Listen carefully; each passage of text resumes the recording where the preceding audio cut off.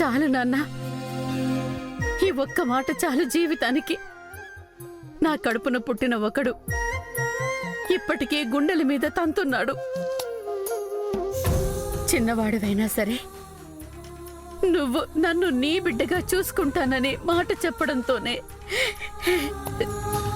నా కడుపు నిండినట్టయింది నాన్న. ఇది చాలు.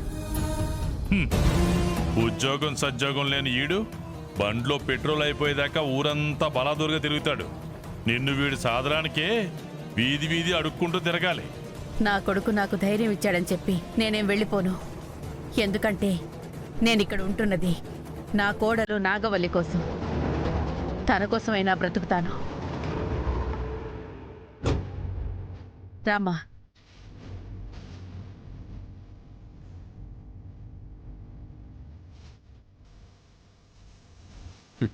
పాపం, మరి ఇంత మంచితనంగా ఉంటే వీళ్ళు ఎలా బతుకుతారు నాన్న? మరే గుడికి పోయినా మనశ్శాంతి లేకుండా పోయిండది. సౌభాగ్యవరవుతాం అని అబద్ధం చెప్పి తిరుపతి సౌభాగ్యాన్ని పాడు చేసుకోవద్దని ఇంకోసారి గట్టిగా చెప్పండి.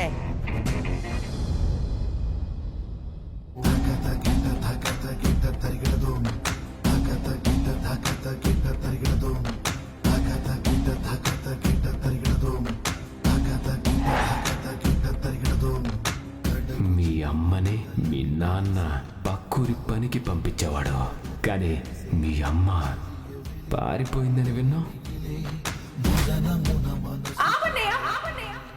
నువ్వు గనక ఇంకో దెబ్బ కొట్టాలని చూస్తే మాత్రం నీకు మర్యాద చెప్తున్నా.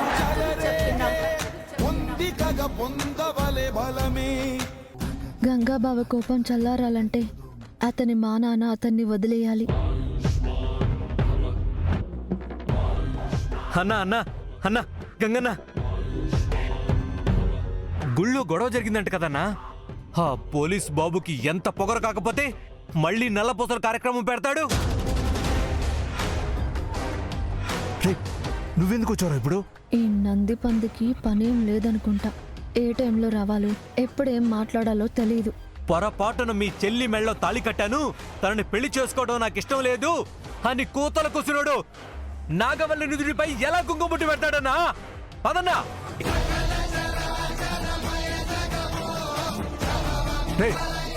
మనిషి బలవడమే కానీ బుర్ర పెరగదారా నీకు? అదేంటి బాబాయ్ నన్నంటావు? ఇప్పుడు నేనేమన్నానని? నువ్వు హోటల్ దగ్గర ఉండకుండా ఇక్కడికి ఎందుకు వచ్చావన్నయ్యా? నిన్నక్కడ చూసుకోమనే కదా మేం గుడికి వెళ్ళింది. మేము గంట కనబడకపోతే వెంటనే వచ్చేస్తావా అన్నయ్య? వాడు మిమ్మల్ని చూడ్డానికి రాలేదు, నన్ను చూడ్డానికి వచ్చాడు. గుడిలో గొడవ జరిగితే నాకు ఏమైనా అయ్యిందేమోనని కంగారుతో వచ్చాడు. వీడు మా అమ్మ కడుపున పుట్టకపోయినా నన్ను తోడబుట్టిన వాళ్ల కన్నా ఎక్కువగా ప్రేమిస్తాడు. ఇప్పుడే నా ప్రాణం ఇమ్మంటే ఇస్తానన్నా. ఆపవయ్యా, నువ్వు చెప్పడం ఆయన మెచ్చుకోవడం. ఇప్పుడు ఏమైందని? ఏం కాలేదా? గుళ్ళో ఏం జరగలేదా? ఈ పెద్ద మనిషి దేవుడు కల్లోకొచ్చాడని చెప్పాడు కదా. అర్చన చేస్తే అందరికీ మంచిదని, లేకపోతే అరిష్టమని భయపెట్టి అందరినీ గుడికి తీసుకెళ్లి నన్నక్కడ బాధ పెట్టాడు కదా. గుళ్ళో వాళ్ళు 16 రోజుల పండగ చేస్తున్నారని నాకేం తెలుసు? తెలుసు, నీకు తెలుసు. మీ అందరూ ప్లాన్ చేసి ఇలా చేశారు. అపార్థం చేసుకోవద్దన్నయ్యా. అక్కడికి వెళ్ళేంత వరకు మాకు నాగవల్లి ఉంటుందని నిజంగా తెలీదు. నీకు తెలియకపోవచ్చమ్మా.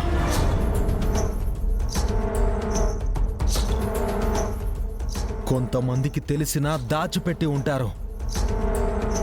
నా వంక చూసి చెప్పినప్పుడు నా పేరు చెప్పాల్సిన అవసరం లేదు. నువ్వు నన్నే అంటున్నావని నాకు అర్థమైంది. ఇప్పుడేంటి, మావయ్యకి ప్లాన్ ఇచ్చింది నేనే అనుకుంటున్నావా? నాకు ముందే తెలిస్తే దండలు తీసుకువెళ్ళి దండలు మన మెళ్ళో పడేలా చేసుకుని రొమాంటిక్గా కళ్ళల్లో కళ్ళు పెట్టి ఎందుకు చూసుకుంటాం? అదొక రొమాన్సు, నువ్వు చేసేదొక న్యూసెన్స్. అరే చెప్తే అర్థం కాదా? మాకు తెలియదు కాబట్టే లోపలికి వెళ్ళాం. మా పెద్దమ్మ వాళ్ళు, నాగవల్లి వాళ్ళందరూ గుళ్ళో ఉన్నారని తెలిస్తే బయటే ఉండేవాళ్ళం కదా.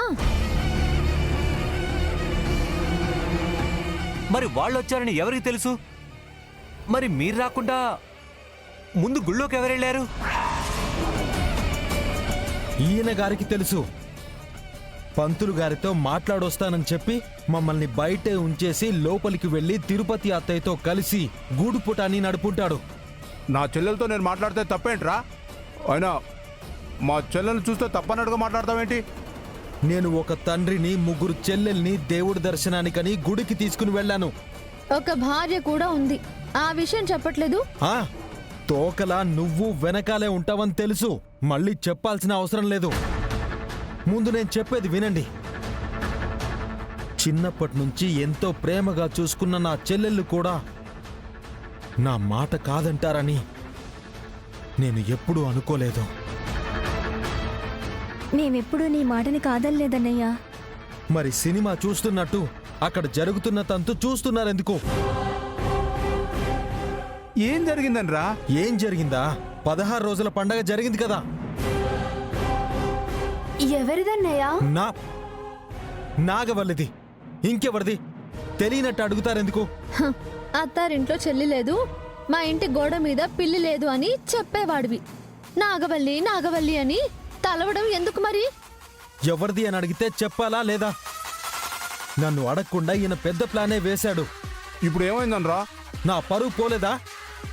వాళ్ళు ఎంత వెటకారంగా మాట్లాడారో మీరందరూ విన్నారు కదా. నువ్వు తాగి ఎక్కడో దిక్కు దివానం లేకుండా పడిపోయినప్పుడు నేను ఇంటికి తీసుకొచ్చి నిన్నొక పసిబిడ్డలా చూసుకున్నాను. నువ్వు నా తండ్రివే అయినా నేను నిన్ను కొడుకులా చూస్తే నన్ను ఇంత మోసం చేస్తావా? తోడబుట్టిన చెల్లెలు నిన్ను దూరం నుండైనా చూడాలనుకోవడంలో తప్పేం లేదు కదరా. నేను చూస్తానన్నానా? నేను తనలాగా ఆరాటపడ్డానా? నీకు ఫీలింగ్స్ లేకపోవచ్చు బావా, కానీ ఉన్న వాళ్ళ ఫీలింగ్స్ ని గౌరవించాలి కదా. నువ్వు ముందు మాట్లాడకు. ఈయన గారికి వచ్చిన పిచ్చి ఆలోచనకి నువ్వే తోడై ఉంటావు. లేకపోతే అంత తెలివిగా ఆలోచించలేడు. నేనేం తెలివి తక్కువ అనుకున్నావా? నాకు తెలివితేటలున్నాయి.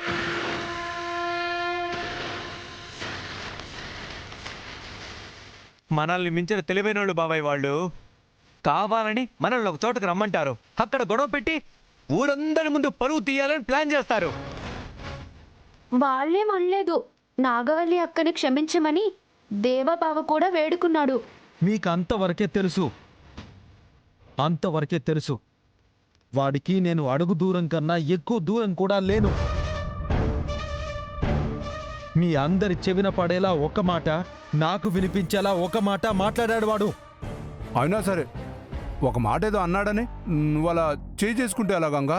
అయ్యో, వాడిని ఎందుకు కొట్టానని అడిగారా మీరు? లేదు. కొట్టొద్దు, వదిలేయండి అంటున్నారే తప్ప వాడి నోటి నుండి వచ్చిన మాటలు మీరు వినాలని ఏం అనుకోవట్లేదు. నాకు జన్మనిచ్చిన అమ్మ గురించి ఎవడైనా తప్పుగా మాట్లాడితే వాడి కర్మ ఇలాగే ఉంటుంది.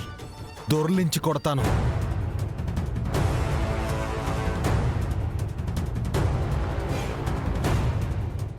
దుమ్ము ధూళి బురద అని ఏమీ చూడను. ఎక్కడ పడితే అక్కడ పొర్లించేస్తాను. నీ చేతిలో ఆ పోలీస్ బాబు చావడం ఖాయమన్నా. కాపుతావా నందన్నయ్య? ఒకరి ప్రాణం తీయడమేనా సమస్యకు పరిష్కారం? ద్వేషం పెంచుకుంటూ పోతే శత్రుత్వం పెరుగుతూ పోతుంది. వాడిని ఊరికే వదిలేస్తే మౌనంగా వెళ్తున్న నిన్ను కూడా సతాయించాలని చూస్తాడమ్మా. పని చేసుకుంటున్న అమృతవల్లిని, స్కూల్కి వెళ్లే కుముదవల్లిని, ఇలా ప్రతి వాళ్ళని హేళన చేస్తూ పోతాడు. ఒక్కసారి నేను ఏంటి అన్నది జీవితాంతం గుర్తు పెట్టుకునేలా చేస్తే ఇంకా ఎవడి జీవితం నాశనం చేయాలని చూడ్డు. పదన గడపారు తీసుకుంటారు. ఏంట్రా నువ్వు తీసుకునేది?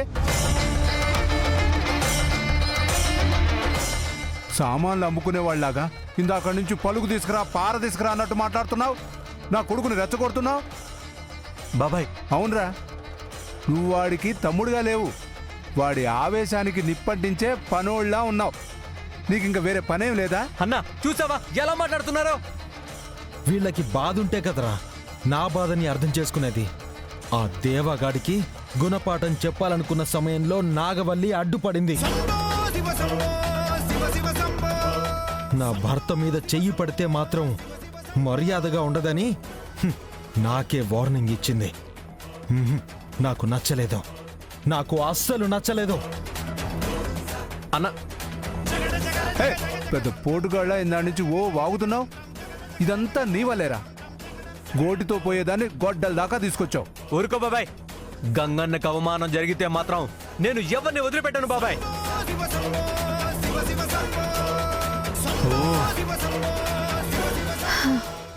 అమ్మయ్యా, ఎక్కడ ఆవేశంతో ఆయుధాలు పట్టుకుని బయలుదేరతారేమో అనుకున్నాను. ఆ లక్ష్మీ నరసింహస్వామి దయతో ఏం జరగలేదు.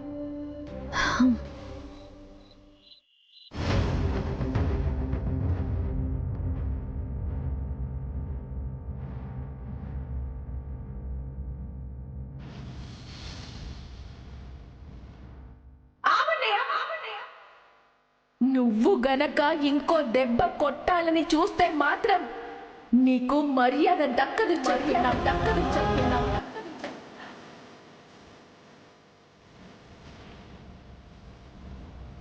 నాగవల్లి,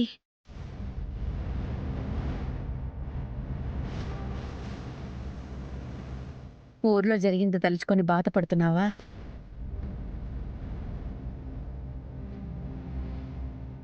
పంచాయతీలో అన్నయ్య మాటని కాదని వచ్చినప్పుడు నేను మంచి పని చేశాను అనుకున్నాను. కానీ గుళ్ళో అన్నయ్యకి అడ్డుపడి నా భర్తని కొడితే మర్యాదగా ఉండదని కోపడ్డాను. ఆ మాటకు అన్నయ్య ఎంత బాధపడి ఉంటాడో తలుచుకుంటేనే నాకు ఏడుపు వస్తుందత్తా.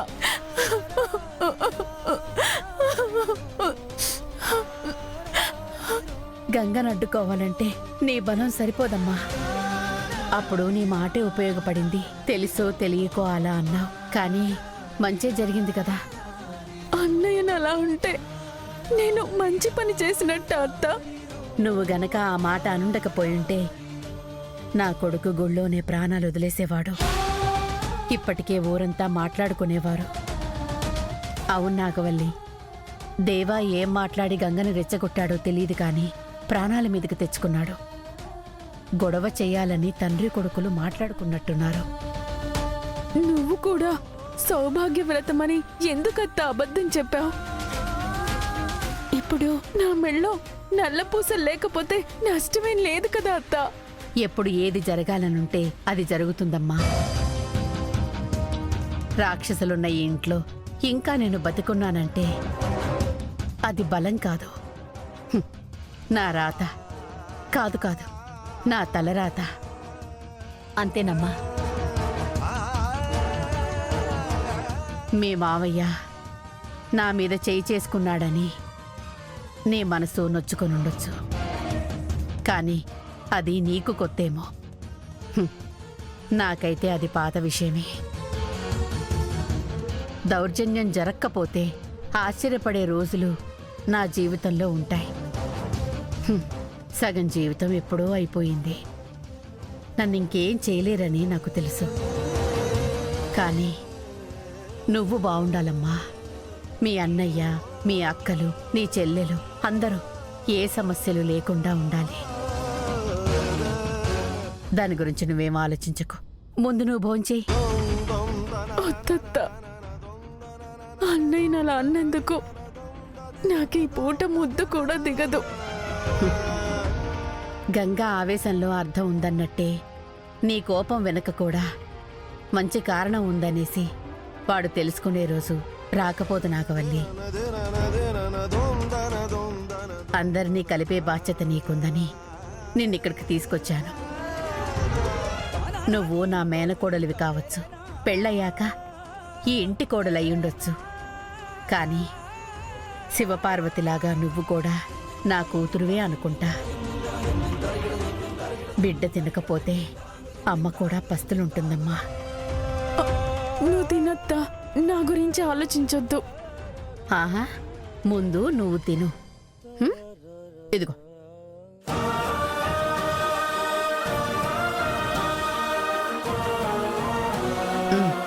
తినమ్మా, తినమ్మా, తిను. నా బంగారు తెలివి కదూ, తిను. ఆను, తినకపోతే నా మీదొట్టే. మరి తిను, ఆను.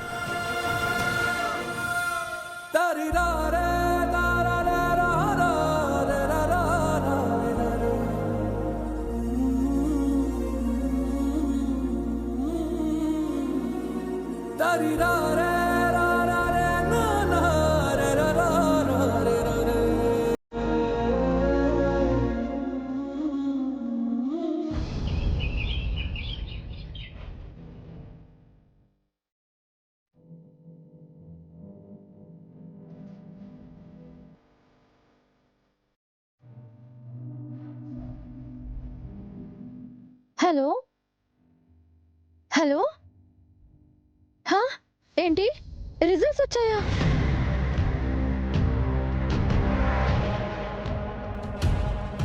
హా, అవునా?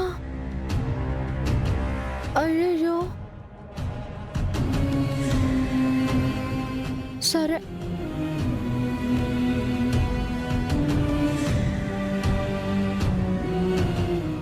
ఏమైంది వదినా, నువ్వు పాస్ అవ్వలేదా? ఎలా అవుతుంది? అనుకుంటే అయిపోతారా? రాత్రి పగలు కష్టపడి చదవాలి. శివని చూసైనా కాస్త ఒళ్ళు దగ్గర పెట్టుకుని అన్ని పరీక్షలు బాగా రాయి కుముదా. లేదంటే ఇదిగో ఇలాగే కొయ్యబారినట్టు అయిపోతావు. నేను ఫెయిల్ అయ్యాననుకున్నావా బావా?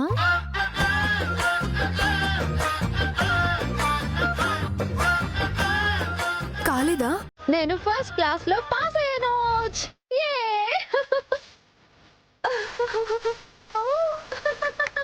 యే! యే!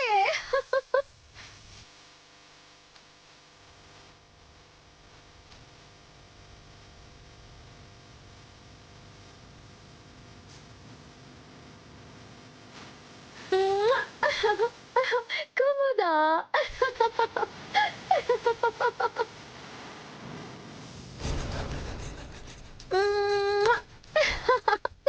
నేను ఫస్ట్ క్లాస్ లో పాస్ అయ్యాను. పాస్ అయ్యాను బావా.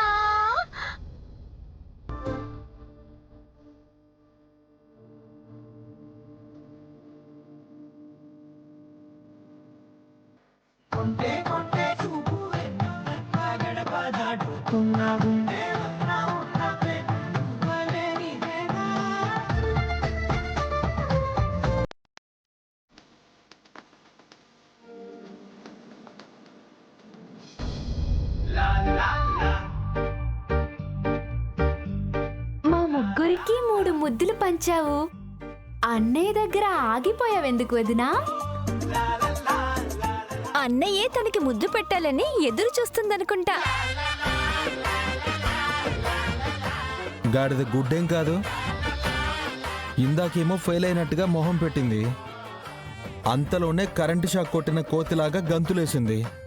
దీని వేషాలకి సంబరపడాలా? కనీసం కంగ్రాచులేషన్స్ అయినా చెప్పన్నయ్యా. చప్పుడు ఈగో.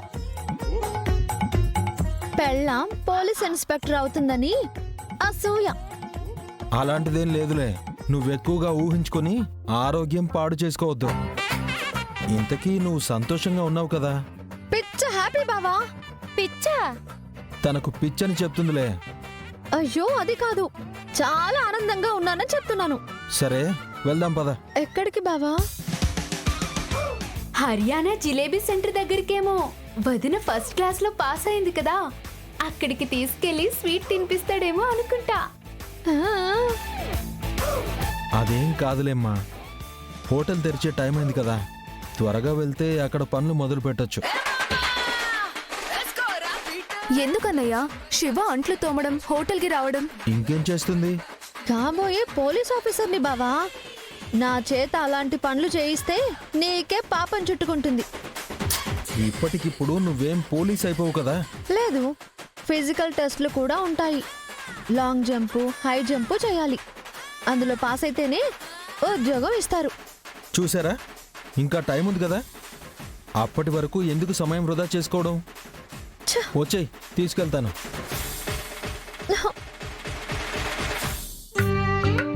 చూస్తున్నావేంటి? ఎక్కువ.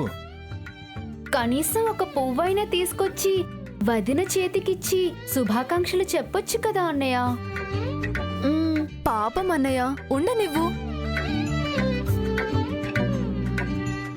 సర్లే, నేను బయలుదేరుతున్నాను, మీరు వచ్చేయండి.